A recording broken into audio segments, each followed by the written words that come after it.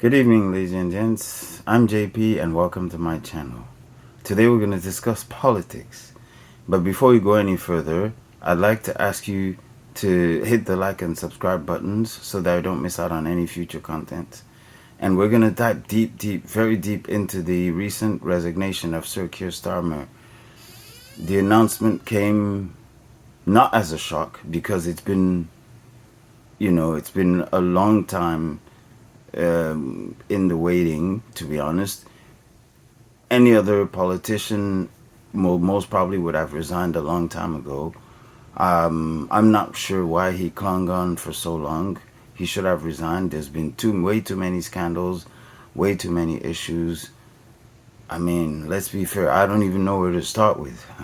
So we've had the very unpopular Rachel Reeves policies, including the winter fuel policies that you all know what I'm talking about.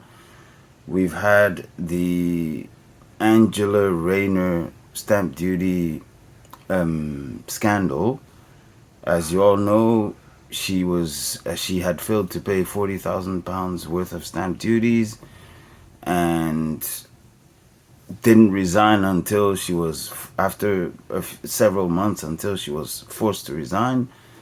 And it got even worse because we also had the scandal of the appointment of, Mr. Peter Mandelson, who had links to the deceased Epstein and who had also failed the vetting process, ladies and gentlemen.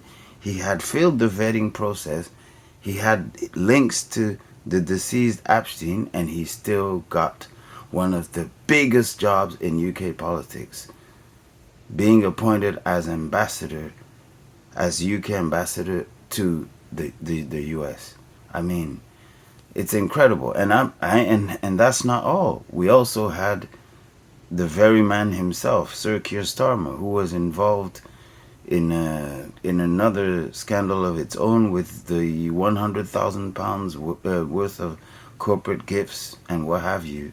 I mean, this is absolutely disappointing, to say the least, because this is a man who had won a majority that was probably as good as the one that Tony Blair had won when he came into power, and yet it all went into tatters. An absolute shambles. An absolute shambles.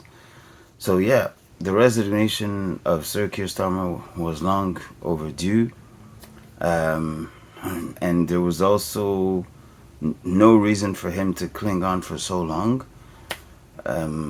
Now, let's just hope that the new and incoming Prime Minister, the one who's in the wait, I believe it's Andy Burnham.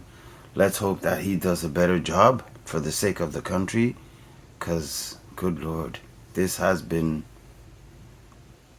a really rocky and tumultuous ride. So, ladies and gentlemen, that was it for tonight. Please stay tuned for more. And once again, please remember to hit the like and subscribe button so you don't miss out on any future content. Peace.